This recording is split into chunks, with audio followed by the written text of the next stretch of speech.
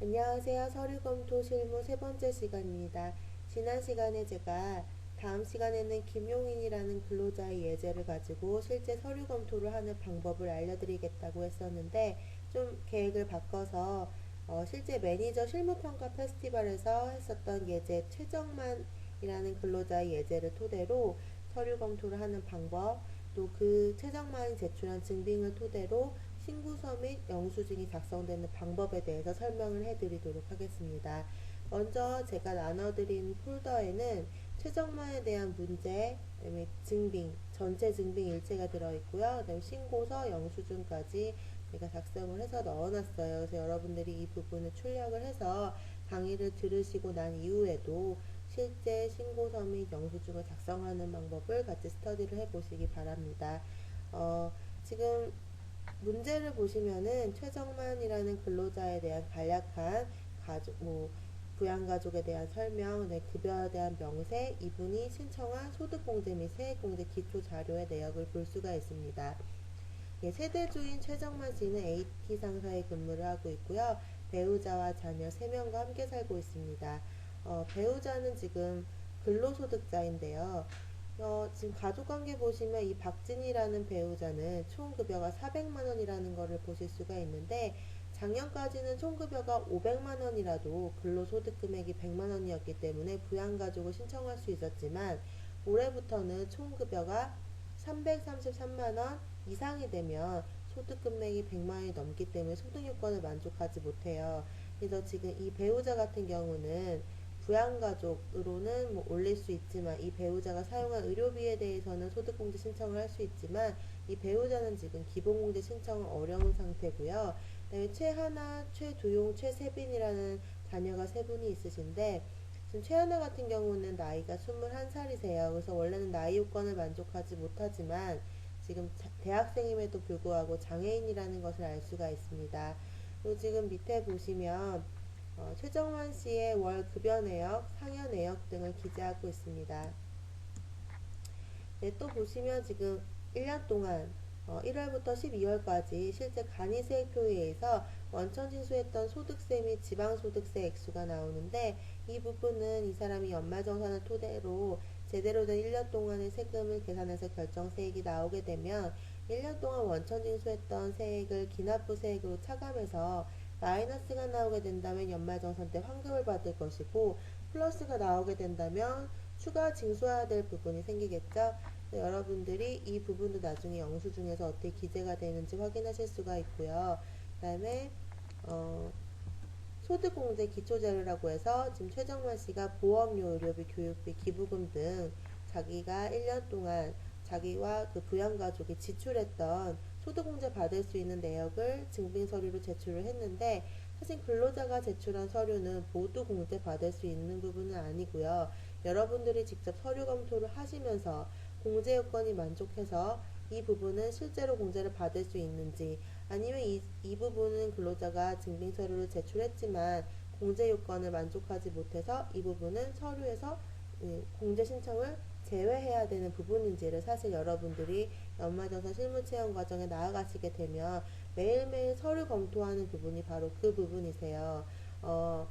하루에 많게는 몇십 건에서 많게는 이제 100개까지 서류를 보시게 될 텐데 근로자가 신고서의 뒤에 증빙 서류를 첨부를 해서 제출하게 되면 여러분들은 그 근로자가 회사 시스템으로 접속을 해서 본인의 연말정산 소득공제 내역을 기록한 화면을 토대로 하고 제출한 신고서와 증빙 서류를 대조해 보시면서 이분이 소득공제 및 세액공제 신청한 부분이 올바르게 됐는지 아니면 잘못됐다면 이 부분에 대해서는 이러이러한 이유 때문에 공제가 불가능하십니다 하면서 피드백을 보내는 업무가 사실 매일매일 여러분들이 하는 업무 중에 가장 중요한 부분이세요.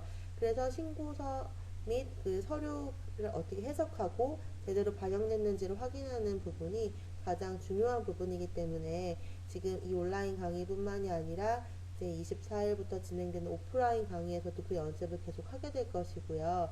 그다음에 실무 페스티벌에서도 실제 여러분들이 제출한 어떤 기초 자료를 토대로 신고서에 올바른 칸에 올바른 값이 기재가 되는지, 영수증에 올바른 칸에 올바른 값이 출력이 되는지 직접 손으로 계산을 해가지고 올바른 칸에 금액을 기재하는 그런 부분이 시험에 실제로 출제될 것이고요. 그리고 또 뭐 실제로 1월 중순까지 업무에 투입이 되기 전에는 계속 이러한 모의 시뮬레이션을 하면서 한 10명 정도의 근로자 예제를 풀어볼 거예요. 그래서 여러분들이 이 강의뿐만이 아니라 이 이후에도 이런 연습을 계속 하게 될 테니까 아직은 뭐 증빙 서류가 어떤 것이 있는지도 익숙하지 않고 제가 온라인 강의를 하기는 했지만 아직 여러분들 익숙하지 않을 거라고 생각을 해요. 하지만 뭐 제가 하나하나 설명해 드릴 테니까 그 부분에 있어서는 따라오시면서 설명을 들으시면 될 것 같고요. 문제 일단 다 출력하시고요. 그다음에 제가 지금 띄워놓은 화면 보시면 왼쪽은 실제 소득 세액공제 신고서 이 근로자가 본인들이 모아온 증빙 서류를 가지고 내가 1년 동안 지출한 내역을 연말정산에 실제 시스템에서 입력을 하면서 소득공제 신청을 하게 돼요. 그럼 맨 마지막 화면에서 결정세액 및 본인의 뭐 환급세 아니면 징수세액이 출력되는 화면에서 항상 그 신고서나 각종 명세서, 영수증을 출력할 수 있는 버튼들이 있어요. 그래서 근로자 같은 경우는 맨 마지막에 시스템에서 다 입력을 하고 난 이후에 신고서를 실제 그냥 클릭만 하면 출력이 돼서 제출을 하면 되는 부분이지만 여러분들은 그거를 검토하시는 입장이기 때문에 이 신고서에 올바른 칸에 금액이 기재되어 있는지를 계속 연습을 하셔야 돼요. 지금 보시면 왼쪽 화면은 소득세액공제 신고서, 오른쪽 화면은 지금 최정만 씨가 제출한 서류라고 보시고 두 개를 이렇게 대조하시면서 이제 해석하는 방법을 말씀을 드리려고 해요. 지금 오른쪽 보시면 소득자별 근로소득 원천 징수부를 보실 수 있는데 원천 징수부라는 서식은 법정 서식으로서 이 부분은 사실 근로자가 제출하는 부분은 아니지만 원천징수부는 어떤 서식이냐면 근로자의 1월부터 12월까지 급여 및 상여, 각종 그 과세소득, 비과세소득 내역을 볼 수가 있고요. 그 다음에 간이세입표에 따라서 1월부터 12월까지 소득세 및 지방소득세를 얼마나 원천징수 당했는지, 또한 4대 보험, 뭐 국민연금, 건강보험료, 고용보험료는 내가 얼마나 납부한 부분이 있는지, 혹은 또 노동조합비처럼 급여에서 일괄 공제당하는 기부금이 있을 수 있어요. 그런 부분도 확인하실 수 있는 서식입니다. 지금 제가 원천징수부를 만들어서 여러분한테 보여드리는 이유는 이 최정만의 나중에 그 근로소득 원천징수 영수증까지 모습을 보여드릴 텐데 거기 보시면 급여 및 상여 명세 또는 이제 소득세 및 지방소득세 원천징수 당한 내역을 확인하실 수가 있어요. 그 금액을 기재해야 되는 부분이 있어요. 그렇기 때문에 그 부분 때문에 원천징수부를 준비를 했고 또 원천징수부 2페이지, 3페이지를 보시면 2페이지는 비과세 소득 명세를 볼 수 있지만 3페이지 같은 경우는 지금 연금보험료 이 부분 같은 경우는 230만원 근로자 부담분을 납부했고요. 건강보험료는 160만원, 고용보험료는 35만원 납부했어요. 이 부분은 소득공제, 세액공제 신고서에서도 연금보험료 공제로 보험료 공제로 이만큼을 전에 공제 당할 수 있는 부분이기 때문에 그 부분은 원천 징수부에서 확인할 수가 있어요. 그래서 지금 보시면 원천 징수부에서는 소득세 및 지방소득세 납부한 내역, 그 다음에 그 본인의 과세소득 및 비과세소득 내역, 그 다음에 4대 보험료 납부 내역 등을 확인할 수 있는 서식입니다. 일단 증빙서류만 먼저 한번 간단하게 보게 된다면 원천징수부 지금 1페이지, 2페이지, 3페이지고요. 원천징수부 1페이지에서는 급여명세, 2페이지에서는 비과세소득명세, 3페이지에서는 4대 보험료 납부 명세를 볼 수가 있습니다. 그리고 이분은 이제 뭐 본인의 세대주 확인 및 지금 배우자 및 자녀와 같이 동거하는 사실을 확인하기 위해서 또한 그 배우자 및 자녀들의 관계를 설명하기 위해서 지금 주민등록 등본을 제출을 했어요. 그래서 보시면 지금 최정만 씨, 배우자 박진희, 최하나, 최두용, 최세빈 이 모두 주민등록 등본에서 확인할 수가 있고요. 이분들이 지금 현재 어디서 거주를 하고 있는지, 지금 현재 어디서 거주하고 있는지 이 부분은 실제 주택자금공제를 받는 부분에서 지금 뭐 전세나 월세 같은 경우는 지금 그 계약서상의 주소지와 이분들이 살고 있는 주소지가 일치하는지 여부를 확인할 때 보실 수가 있고요. 그다음에 여기선 지금 최정만 씨가 세대주인 거를 확인할 수가 있어요. 그래서 지금 등본 제출하셨고, 그다음에 아까 그 최하나라는 첫째가 지금 나이는 21살임에도 불구하고 지금 장애인 복지법에 따른 장애인 증명서를 제출을 하셨어요. 그래서 이걸 토대로 최하나 씨 같은 경우는 기본공제뿐만이 아니라 장애인 추가공제 200만 원까지 받으실 수 있는 부분을 장애인 증명서를 통해서 확인을 하실 수가 있어요. 장애인은 크게 코드로 관리를 한다고 했어요. 그래서 장애인 복지법에 따른 장애인은 그 신고서에서 추가 공제하는欄에 1번이라는 숫자를 기재해 주시면 되고요. 상위자로서 장애인을 신청하는 부분은 2번 코드, 그 다음에 뭐 중증 장애인 환자 같은 경우는 3번 코드를 통해서 장애인을 추가 공제 신청하실 수 있으세요. 예, 그리고 이 보시면 예, 국세청 증빙들을 준비를 했고요. 이분 같은 경우는 최정만 씨 정치자금 기부금 지출한 내역도 제출을 하셨고, 지금 기부금 이거 같은 경우는 교회에서 직접 떼오신 기부금 영수증이고요.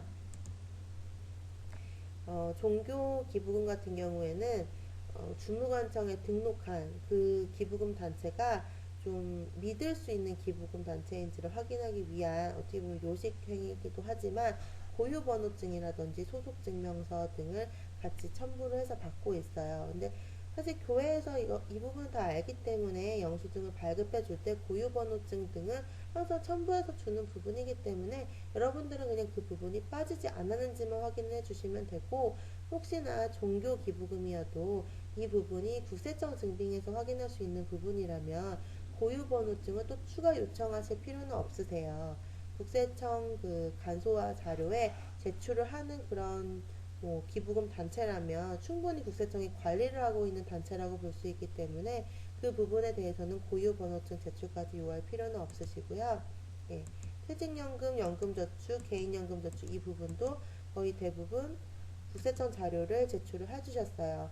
지금 이분 같은 경우는 최정만 본인의 이름으로 장기주택 저당 차입금 이자 상환액 이 부분은 이제 대출을 집을 담보로 해서 대출을 받아서 집을 구매한 부분에 대해서 이자를 상환하고 있는 금액은 뭐 적게는 500만 원에서 최대 1,500만 원까지 소득공제를 받을 수 있는 부분인데요. 주택공제를 신청했을 때는 이렇게 증빙서류만 낸다고 되는 것이 아니라 그 같은 경우는 공동주택 가격 열람 확인서라 그래서 지금 국토교통부 사이트에서 이분이 지금 본인의 집 주소로 그 기준시가를 제출을 해주셨어요. 취득 당시의 기준시가.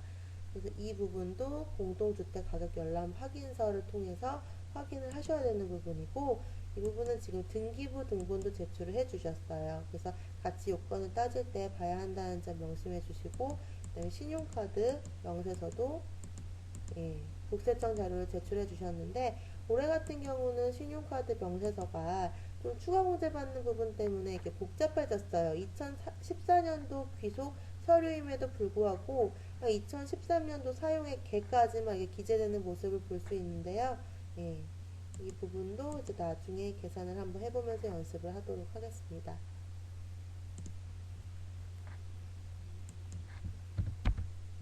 예, 그래서 대충 증빙 서류를 살펴봤고요. 지금 소득세공제 신고서를 보시면 지금 이분 같은 경우는 여러분은 이 화면이 작으면은 다 프린트 아웃해서 그 출력물을 보면서 따라오시면 될 것 같아요.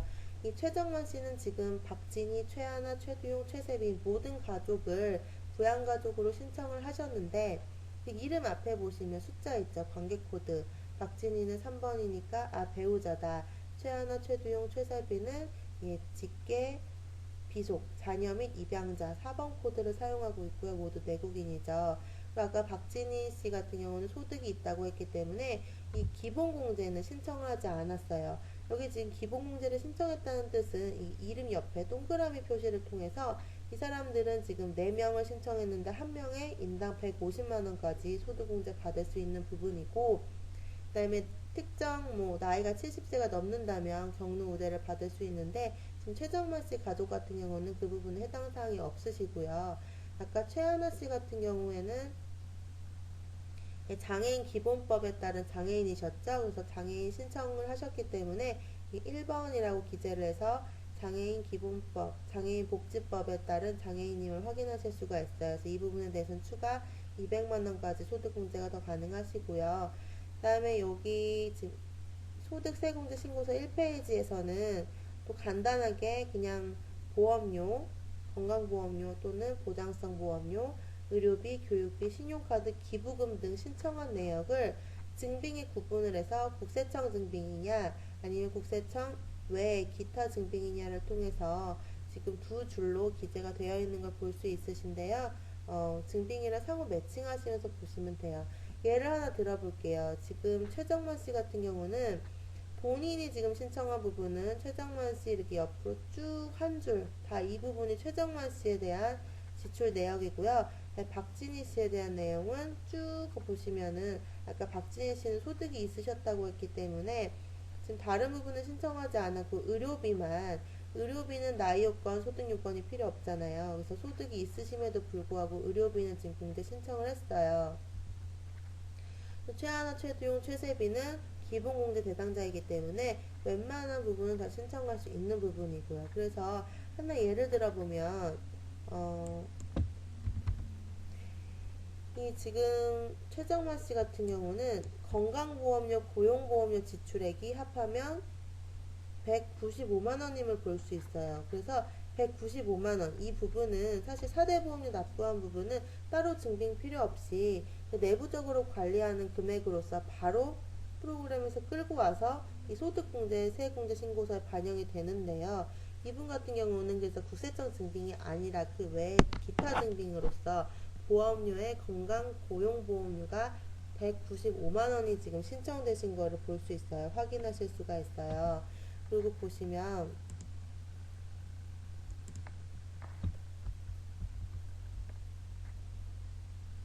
이거 일일이 넘겨야 되는 번거로움이 있네. 지금 주민등록 등본에 가족사항 다 확인하실 수 있다고 했었죠 아까. 예, 장애인 증명서도 아까 그 최하나 옆에 장애인 추가공제 신청한 부분 확인할 수 있고요. 보장성 보험료 지금 이 국세청 증빙을 제출하셨는데요. 여러분 보험료 증빙을 해석하는 방법은 일단 계약자뿐만이 아니라 주피보험자가 기본공제 대상자여야 돼요. 그래서 최정만 씨가 지금 본인이기 때문에 기본공제 대상자인데 박진희는 기본공제 대상자인가요? 그러니까 소득이 있기 때문에 기본공제를 받을 수 없다고 하셨죠. 그래서 지금 박진희 씨 앞으로 지출한 120만원이라는 보험료는 공제를 받을 수가 없는 부분이에요. 그래서 박진희 씨 보시면 여러분 이 소득세액공제 신고서에 보험료 부분 기재하실 때는 피보험자를 기준으로 금액을 기재하는 부분인데 지금 박진희 씨 옆에는 보험료가 빈칸이 되어 있는 거 볼 수 있죠. 그래서 박진희 이 120만원은 이렇게 X표를 치면서 이 부분에 대해서는 요건 불만족으로 왜? 계약자 및 주피보험자가 기본공제 대상자여야 되는데 박진희 씨는 지금 기본공제 대상자가 아니에요. 그래서 이 부분은 공제 신청할 수 없는 부분이고요. 네, 최하나 씨 같은 경우는 아까 기본공제 대상자가 맞죠? 그래서 최하나 씨 같은 경우 국세청 증빙으로 150만원을 신청할 건데 여기 보시면 보험 종류에 일반 보장성 보험이 있고 장애인 보장성 보험이 있어요. 일반 보장성 보험과 장애인 보장성 보험은 구분해서 입력을 해주셔야 돼요. 신고서 1페이지에서는 일반 보장성 보험과 장애인 보장성 보험의 구분이 나와 있지는 않아요. 그렇지만 신고서 3페이지를 보시면 3페이지에 보시면 보험료가 보장성과 장애인 보장성 보험으로 구분돼서 기재되는 걸 볼 수 있어요. 그래서 여기서는 장애인 전용 보장성 보험료가 150만원 신청된 부분을 확인할 수 있습니다. 이분 같은 경우는 지금 일반 보장성도 80만원 신청했어요. 그럼 이 80만원은 이 박진희의 120만원이 아니라 이 사람 사실 보시면 하나 더 신청을 했어요. 본인이 계약자이면서 본인이 피보험자인 일반 보장성 보험료 80만원 신청하게 됐어요. 그래서 여기서 일반 보장성 보험료 80만원 3페이지에 기재되신 거 볼 수 있고요. 1페이지에서도 본인 앞으로 지금 보시면 이 보험료 납입 증명서는 지금 삼성화재 해상보험 주식회사에서 직접 발급한 영수증인 거 볼 수 있어요. 그럼 국세청 이외의 증빙이죠. 그럼 기타란에 이 최정만의 기타란에 보장성 보험료 80만원이 기재되신 걸 확인할 수 있습니다. 그래서 보험료 같은 경우는 이런 식으로 검토를 해서 계약자와 피보험자가 기본공제 대상자이면 두 분 다 기본공제 대상자여야 돼요. 그렇게 되면 국세청 증빙은 국세청란에 기타 증빙은 기타로 입력하시면서 일반 보장성 보험과 장애인 보장성 보험만 구분해서 입력을 해주시면 되세요. 그렇게 하면 보험료는 검토를 마쳤고요. 의료비 같은 경우는 본인 이름으로 230만원 지출한 부분을 확인할 수 있어요. 근데 여러분 제가 문제에서 기재를 했는데 지금 본인 앞으로 신청한 입원 치료비 230만원은 사실은 이 AT 상사는 사내근로복지기금이라는 어떤 근로자들의 복지를 위해서 설립한 기금이 있어요. 이런 사내근로복지기금은 회사와는 다른 단체로서 별도의 독립적인 법인이고요. 이 법인이 근로자에게 지원을 해준 금액에 대해서는 사실 근로소득으로 과세가 되지 않아요. 그러니까 한마디로 무상 보조받은 금액이라는 부분인데 이렇게 본인의 소득을 통해서 지출한 금액이 아니라 사내근로복지기금 같이 외부에서 무상 지원을 받아서 납부한 부분이 있어요. 그러면 내가 그 100만원을 받았을 때 그냥 아무 세금을 신고한 부분이라든지 소득으로 잡히지 않았는데 그냥 보조받았는데 이 부분이 국세청 자료에서 내가 병원비로 지출한 230만원에 100만원이 지금 사실 외부에서 지원해준 금액이 포함이 되어 있잖아요. 그럼 사실 이런 부분까지 230만원까지 의료비 소득공제 의료비 세액공제 신청을 다 받아주게 된다면 사실 근로자는 그 100만원 받은 부분보다 더 큰 세액의 효과를 얻을 수가 있어요. 그래서 이런 부분은 사실 사내근로복지기금에서 지원된 부분 같은 경우는 사실 회사와는 별도의 법인이지만 별도의 어떤 독립적인 실체지만 회사에서 어쨌든 그 내역을 다 알 수가 있어요. 그래서 이 부분 같은 경우는 프로그램에 저절로 반영이 되거나 아니면 혹시 여러분들이 서류 검토를 하러 나간 그 업체에서는 이 부분을 수기로 직접 금액을 차감해주게 업무를 여러분들한테 또 추가로 부여할 수가 있어요. 그래서 결론적으로 말씀을 드리면 이 국세청 증빙 같은 경우는 그냥 병원에서 받아서 뿌려주기만 하는 증빙이기 때문에 이 최정만이라는 사람이 의료비를 230만원을 지출했다고 나오고 있지만 사실 이 230만원 안에는 100만원은 보조받은 금액이기 때문에 이 사람이 신청을 할 때는 사실 130만원만 의료비 세액공제 신청을 하는 것이 맞아요. 그래서 여러분들 보시면 신고서에 지금 최정만 옆에 의료비는 130만원 지출한 부분을 확인하실 수가 있어요. 이 부분은 그렇게 사내근로복지기금에서 지원한 부분은 의료비 세액공제 신청을 할 때 차감이 된다는 점. 근데 또 마찬가지로 여러분 요즘에 많이 그런 실비보험 같은 경우를 들고 있는데 실비보험이 뭐예요?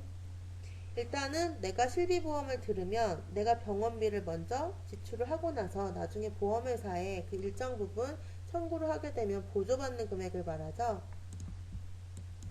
여러분 제가 가정을 하나 할게요. 지금 배우자 박진희 씨 같은 경우에도 의료비로 지금 250만원 지출했는데 이 부분 안에는 사실 실비보험으로 보험회사에서 보상받은 금액 200만원이 포함되어 있다고 볼게요. 그러면 이 사람이 250만원을 모두 신청하는 것이 아니라 신청을 할 때는 50만원만 이건 사실 회사가 금액을 알 수가 없기 때문에 근로자들한테 충분히 교육을 통해서 이런 실비보험으로 보상받은 부분에 대해서는 여러분들이 의료비 소득공제, 세액공제 신청을 할 때 차감을 하시고 입력을 하셔야 됩니다. 이 부분은 사실 교육을 통해서밖에 뭐 말씀드릴 수밖에 없고, 사실 이 근로자가 내가 이 보험사에서 보조받은 금액을 회사에도 말을 안 하고 뭐 서류 검토하는 여러분들한테도 아무 말씀을 안 한다면 우린 사실 알 수가 없겠죠. 사실 그렇게 해서 이분이 과다하게 신청을 한다고 해서 우리가 서류 검토해서 그걸 막 다 밝혀낼 수는 없어요. 사실 서류 검토라는 게 우리는 제출한 자료를 토대로 서류를 검토하기 때문에 우리는 제출한 자료를 토대로 이 사실 파악을 해서 뭐 차감할 부분은 차감하고 공제 불가한 부분은 삭제 처리하고 이렇게 업무를 하는 것이지, 우리가 뭐 사실 그 가족이 아닌데 그 부분에 대해서 모든 것을 알아내서 제대로 연말정산 한다는 것은 사실상 불가능해요. 근데 최대한 제출한 자료를 토대로는 할 수 있는 데까지는 검토를 하는 거죠. 그래서 이 부분은 제가 먼저 가정을 줬기 때문에 국세청 자료에서는 보험료가 250만 원 지출한 부분으로 나오지만, 사실 보험사에서 200만 원을 보조받았기 때문에 이 사람은 되게 정직해서 본인이 스스로 50만 원으로 입력한 거예요. 그러니까 사실 여러분, 제출한 증빙 서류보다 본인이 적게 입력했어요. 그럼 사실 그럴 만한 이유가 있겠죠. 사실 그분이 실수를 할 수도 있었지만, 근데 우린 서류를 검토할 때 과다하게 입력한 부분에 대해서는 딱 검토할 때 체크를 하는 거지, 과소 입력한 부분까지 모두 찾아서 딱 전화를 해서 혹시 최정만 씨, 박진희 씨께서 증빙에서는 250만 원을 지출하셨는데 실제로 50만 원밖에 입력을 안 하셨어요. 왜 그러셨어요? 이렇게 물어본다는 건 사실상 불가능하겠죠. 실제 증빙 서류보다 더 적게 신청한 부분에 대해서는 이분이 뭐 알아서 신청하셨나 보다 하고 그냥 일단 넘어갈 수밖에 없는 상황이고요. 그래서 지금 이 박진희 씨 같은 경우는 의료비, 국세청 증빙도 제출하셨고, 또 보시면 이분이 안경점에서 직접 안경 구매한 뭐 금액 35만 원 영수증도 가져오셨어요. 그래서 이 35만 원 같은 경우는 국세청 증빙이 아니기 때문에 기타 증빙란에 기재가 되어 있죠. 지금 이게 기타 증빙란에 35만 원이 기재가 되면 맞는 부분이고요.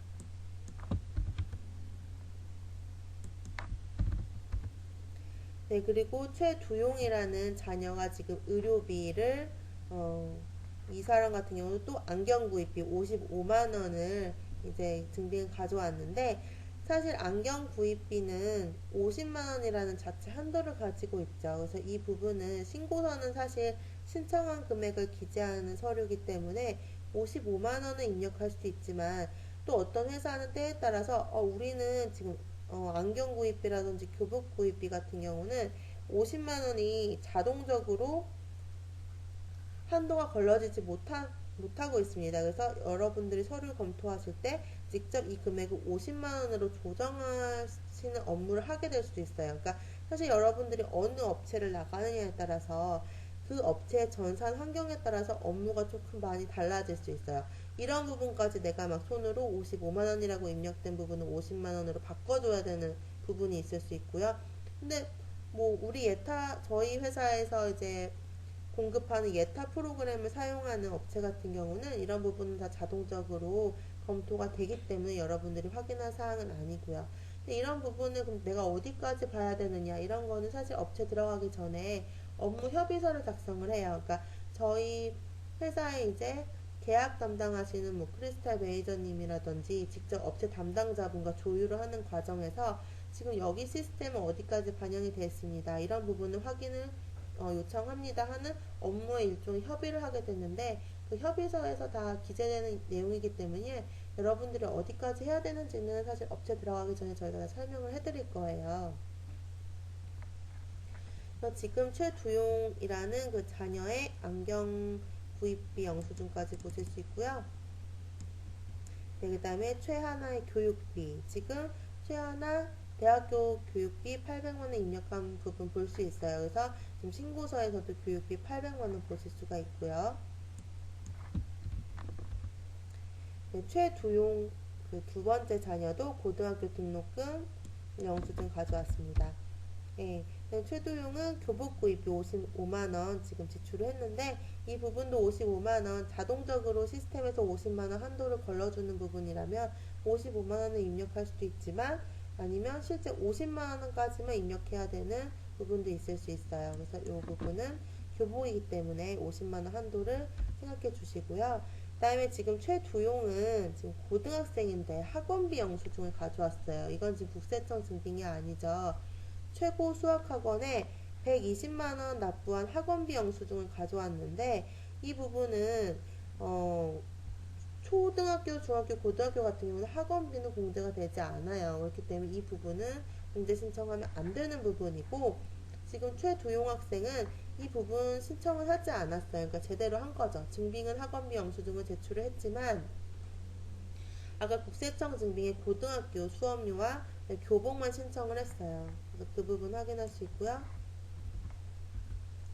네, 그 다음에 최세빈이라는 세 번째 자녀는 지금 08년생이기 때문에 미취학 아동이에요. 그래서 이 미취학 아동 같은 경우는 주 1회 뭐 일정하게 뭐 이렇게 교습을 받거나 체육시설에서 뭐 이렇게 태권도 학원 같은 경우로 다니는 부분 그 학원비는 다 인정이 되고요.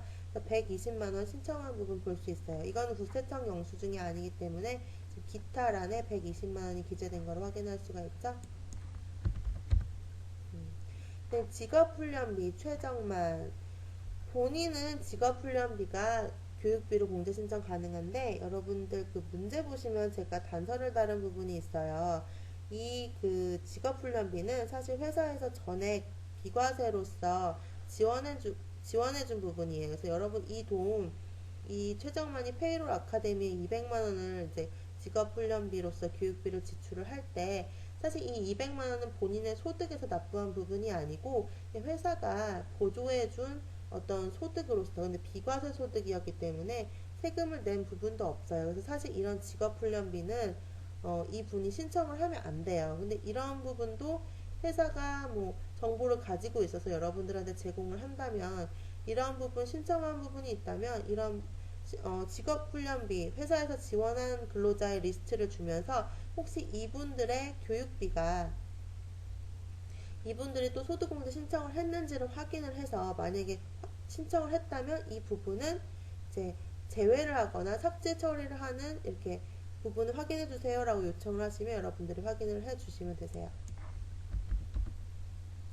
그리고 이번에는 기부금 영수증인데요. 지금 본인 그 정치자금 기부금 20만원 지출한 거를 보실 수 있어요. 2014년에 지출한 부분이고요. 이 부분 소득공제 신청 가능하세요.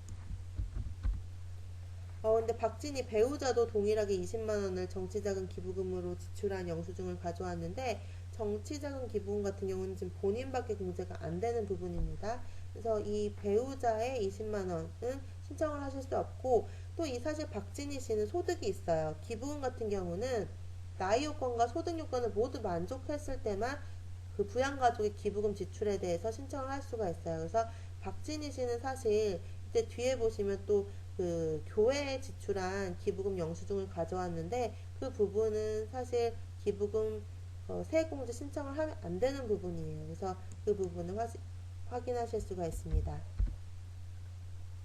네, 최정만 씨 국세청 증빙인데요. 대학교에 법정 기부금으로 50만원 지출한 부분이 있어요. 그래서 이 부분 확인해 주시고 아마 신청하셨을 거예요. 그리고 되게 기부를 많이 하시는 분인데 종교단체, 그러니까 승리교회를 지금 다니고 있는데 여기에 지금 500만원 지출한 부분 확인할 수 있습니다. 종교단체에 기부한 내역을 가지고 왔을 때는 지금 이분이 부인 거 40만원도 가지고 왔는데 부인은 이거 신청하실 수 없다고 했어요. 지금 보시면 승리교회 고유번호증을 뒤에 첨부를 해서 제출한 걸 볼 수 있어요. 종교단체에 지출한 기부금 같은 경우에는 국세청 외증빙인 경우에는 고유번호증 혹은 소속증명서를 제출을 같이 함으로써 이 기부금 단체가 적법한 단체인지 그냥 뭐 서류상으로 우리가 뭐 솔직히 서류를 제출을 해도 그 단체가 잘못된 단체일 수도 있지만 일단 형식상으로라도 종교 기부금 같은 경우는 이런 서류를 같이 받고 있어요. 그래서 그 부분 기억을 해주시고 그러고 나서 이제 퇴직연금 부분인데 여러분 그럼 제가 소득세공제 신고서 1페이지는 다 설명을 했어요. 그래서 2페이지부터는 지금 연금보험료, 아까 이거 원천징수부에서 확인했죠. 국민건강보험료 이런 부분 신청한 거. 3페이지도 연금계좌 등, 지금 연금계좌는 사실 오른쪽에 있는 증빙이 지금 여기 신고서 3페이지에 금액이 기재되는 걸 볼 수가 있는데, 연금계좌는 다 본인 거에 한해서만 신청을 하실 수가 있는 부분이에요. 그래서 퇴직연금도 본인 이름으로 300만원 지출한 부분, 지금 여기 신고서에 300만원 여기 보이세요? 여기 신청한 부분 확인하실 수가 있고요. 연금 저축도 했어요. 이분 되게 그 노후 생활에 대해서 자녀가 3명이나 있기 때문에 관심이 많으신 분인 것 같아요. 연금 저축도 200만원 지출한 부분을 보실 수가 있는데, 그래서 지금 신고서에는 퇴직연금 300만원, 연금저축 200만원이라고 해서 총 500만원이 기재가 되죠. 여러분 신고서와 근로소득 영수증의 가장 큰 차이점은, 신고서는 일단 신청한 금액을 다 기재해 줍니다. 근데 영수증은 실제 공제 받을 수 있는 금액을 한도로 잘라줘요. 그래서 연금계좌 같은 경우는 퇴직연금이든 연금저축이든 합해서 400만원까지밖에 공제가 안 돼요. 하지만 신고서에서는 지금 300만원, 200만원에서 500만원 모두 기재된 걸 확인할 수가 있고요. 나중에 연금 그 계좌, 그 원천징수 영수증에서는 이게 잘려서 아마 두 개 합쳐서 400만원이라고만 기재가 될 거예요. 그래서 그게 신고서랑 영수증의 가장 큰 차이점이라고 보시면 되고, 배우자가 지금 개인연금저축 지출한 내역이 있는데, 사실 개인연금저축 같은 경우도 본인 거밖에 공제가 안 되기 때문에 이 박진희 씨 개인연금저축 불입한 부분은, 여러분 신고서 2페이지 보시면 개인연금저축 납입금액을 기재하는 란이 있는데, 여기는 신청할 수 없었던 걸 볼 수가 있어요. 배우자의 개인연금저축에 대해서는 신청을 하실 수 없는 부분이고요. 네, 주택마련저축 신청하셨는데 본인 이름으로 주택마련저축 신청하셨어요. 여러분 주택저축을 신청하려면 연말 현재 무주택 세대주임을 확인해야 되는데, 지금 아까 최정만씨 주민등록표에서 세대주인 건 확인을 했죠. 근데 이 사람이 집이 없는지는 물어볼 수도 있겠지만, 뭐 확인이 불가능하다면 전화를 해서 여쭤보는 방법도 있을 수 있고요. 아니면 뭐 무주택 확인서까지는 받기는 어려울 것 같고, 이런 주택 관련돼서는 그 신고서 앞페이지에 간단한 주택 관련 설문 자료를 첨부해서 주택 공제를 신청한 사람에 한해서는 이 설문지를 작성해서 같이 제출해 주세요라고 요청을 하실 수 있어요. 업체에 따라서. 그랬을 때 나는 지금 주택 마련 저축을 신청을 했는데 나는 연말 현재 무주택 세대주임을 확인합니다. 체크되어 있으면 이 사람을 믿고 가야죠. 근데 지금 이 최정만 씨 같은 경우는 사실 보면 알겠지만 주택 마련 저축, 주택 청약 종합 저축도 가입을 했지만, 사실 이 사람은 장기주택 저당 차입금 이자 상환액도 같이 신청을 했어요. 이 말은 뭐예요, 여러분? 이 사람이 사실 집을 대출받아서 지금 차입한 부분이 있다는 말씀이에요. 그럼 이 사람이 사실 집이 있다는 말인 거죠. 예, 그래서 보시면 지금 장기주택 저당 차입금 이자 상환액을 신청했다는 말은 곧 이 사람이 집이 있다는 말이기 때문에 아까 앞서 봤던 주택 청약 종합 저축에 대해서는 공제 신청을 할 수 없어요. 그래서 여기 보시면 신고서 2페이지에 주택 청약 종합 저축 이 부분이 신청을 못해서 빈칸으로 나온 거를 볼 수가 있죠. 예. 그러면 이 장기주택 저당 차입금 이자 상환액 이 부분을 신청을 할 수가 있을까요? 바로 720만원? 장기주택 저당 차입금도 따져봐야 될 요건이 굉장히 많기 때문에 바로 이렇게 국세청 증빙만 제출했다고 해서 바로 금액을 인정해 줄 수는 없어요. 여러분 혹시 지금 옆에 조견표 가지고 계시나요?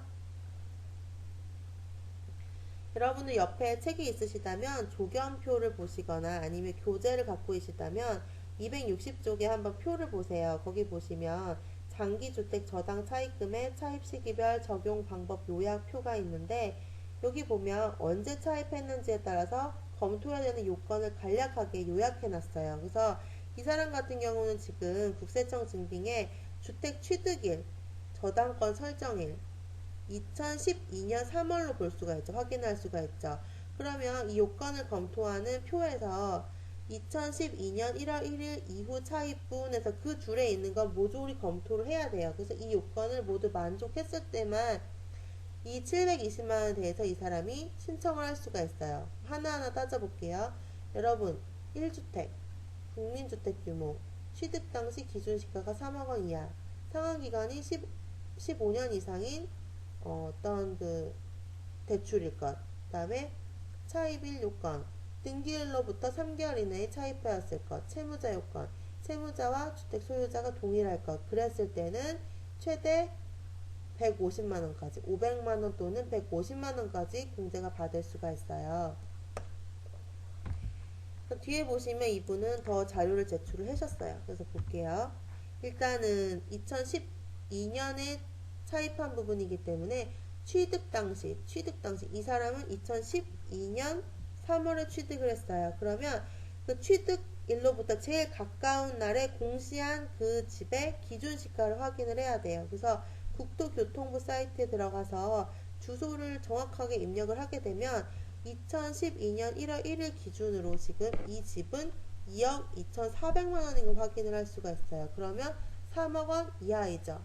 3억원 이하이면 이 집은 이 장기주택 저당 차입금을 공제받기 위해서 적어도 그 주택 가격 요건은 만족하신 부분을 확인할 수가 있습니다.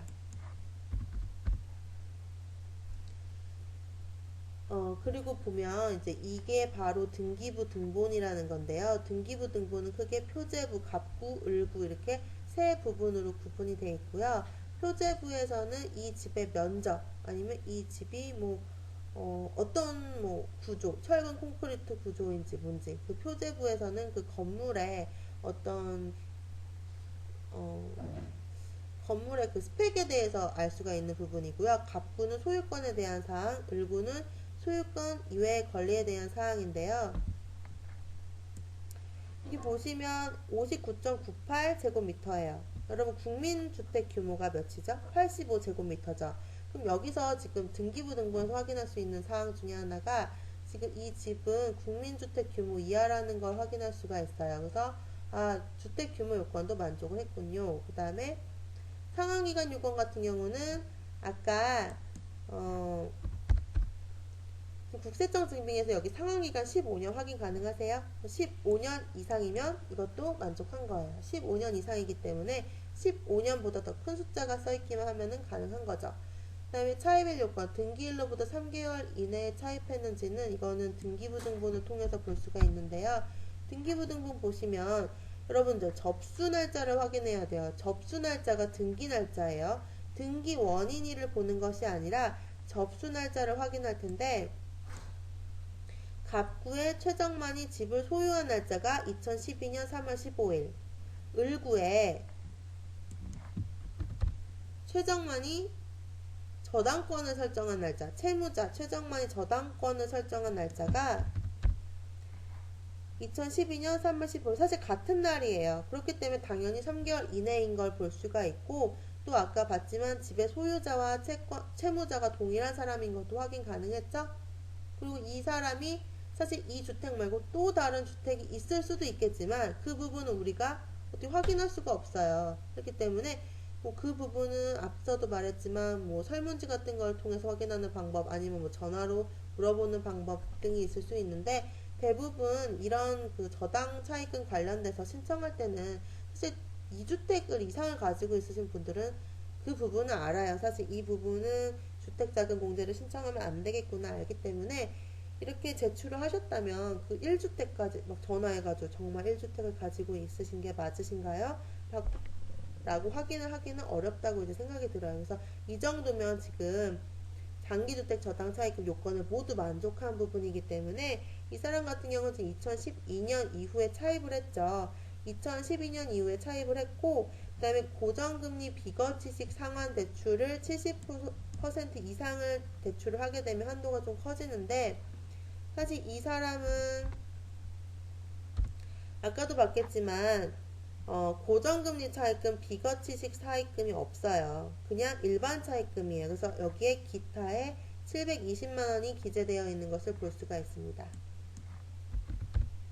네, 그래서 주택자금 공제까지 확인을 했고요. 다음에 신용카드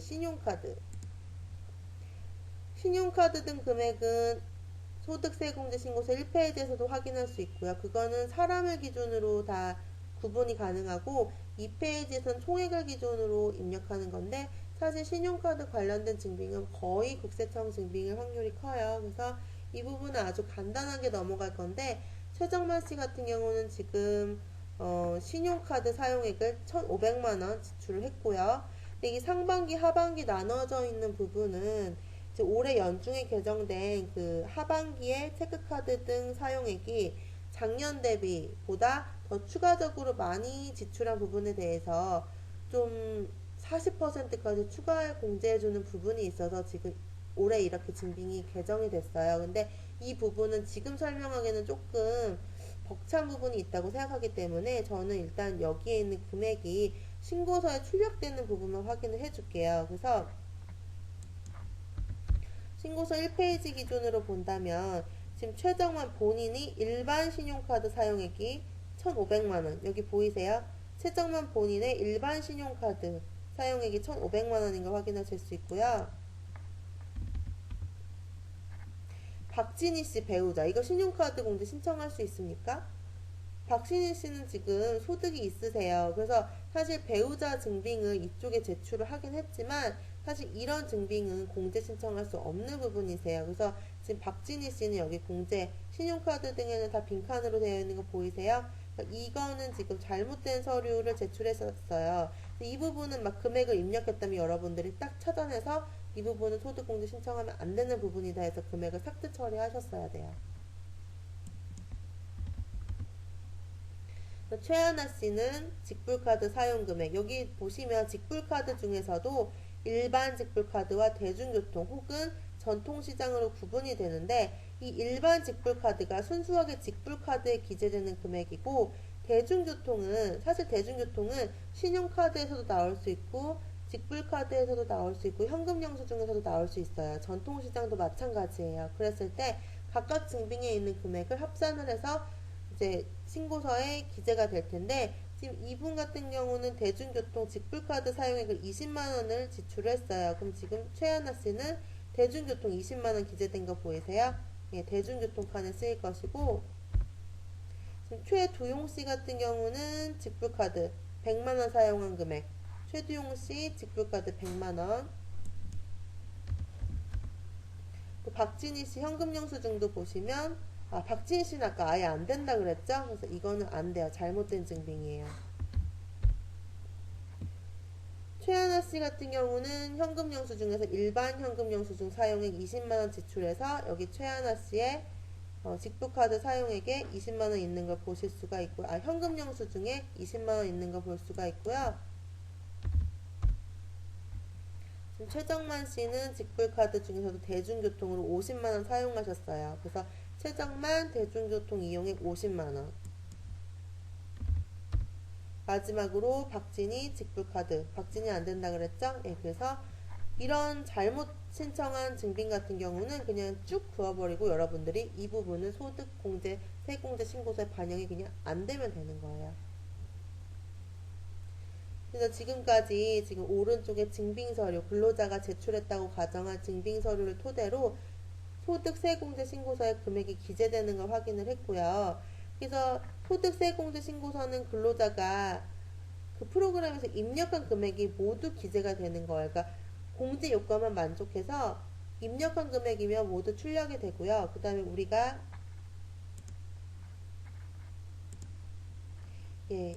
근로소득 원천징수 영수증을 볼 수가 있는데 이 부분이 실제로 세액이 제대로 계산이 되는지를 확인할 수 있는 서식이에요.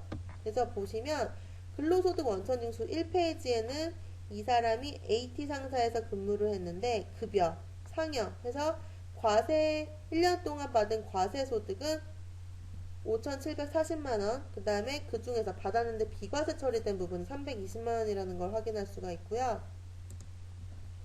이 페이지에서 보시면 총급여를 시작으로 해서 각종 이분이 신청한 부분 중에서 실제 공제받는 금액을 기재를 했어요. 그러니까 신용카드 같은 경우도 아까 신청한 금액이 있는 게 아니라 신용카드 소득공제 금액을 도출을 해서 그 120만 7,500원 같은 경우가 이제 실제 소득공제 받는 금액으로서 기재가 되는 것이고, 아까 연금계좌 같은 경우도 예를 들어 보면 신청한 금액은 퇴직연금이 300만원, 연금저축 200만원이었는데 여기 실제 기재된 거는 이 둘의 합쳐서 한도가 400만원이기 때문에 300만원, 100만원 이렇게 기재된 걸 볼 수가 있어요. 의료비도 마찬가지고 교육비도 마찬가지예요. 교육비는 인당 한도가 다 있잖아요. 그래서 실제 아까 신고서에서는 신청한 금액의 일체를 총액을 볼 수가 있는데 영수증에서는 실제 공제 받는 금액을 기준으로 한도를 통과한 금액이 기재가 된다는 걸 확인하실 수가 있어요. 그래서 이를 토대로 이 사람의 최종 결정세액을 구하게 된다면 이 결정세액이 1년 동안 내가 원천 징수한 부분을 기납부세액으로 차감해서 사실 나 1년 동안의 세금은 0원이었는데 나는 1년 동안 세금을 152만 6,780원이나 냈습니다. 그럼 연말정산 때 어떻게 해드려야 되겠어요? 이 152만 6,780원을 환급해드려야 되겠죠? 네, 그래서 지금 이 최정만 씨 같은 경우는 환급세액이 발생한 케이스예요. 그래서 이렇게 마지막으로 최종적으로 우리가 도달하고자 하는 연말정산을 정확하게 해서 세액을 구하는 영수증의 그 금액까지 확인을 했고요. 이렇게 해서 제가 서류 검토를 이렇게 온라인으로 강의를 하는 부분에 있어서 좀 한계가 있었지만 일단 근로자 한 명을 서류 검토하는 부분을 설명을 드렸고, 이를 토대로 다음 시간에는 그 최정민 세무사님께서 이렇게 실제로 이런 증빙을 제출했을 때 근로자가 어떻게 입력했는지에 대한 그 프로그램 화면을 가지고 설명을 해드리는 시간을 가질 거예요. 그렇게 해서 온라인 강의를 마치게 되면 실제 다음 주에 오프라인 교육을 하면서는 더 이러한 사례를 가지고 많이 연습을 해볼 테니까 여러분 이 온라인 강의 끝나고 나서도 그 다 출력한 부분을 가지고 한번 같은 세런들끼리 이 부분에 대해서 스터디를 하는 시간을 반드시 가졌으면 좋겠어요. 예, 긴 강의 들어주셔서 감사하고요. 그다음에 실제 오프라인 교육 때 뵙겠습니다. 감사합니다.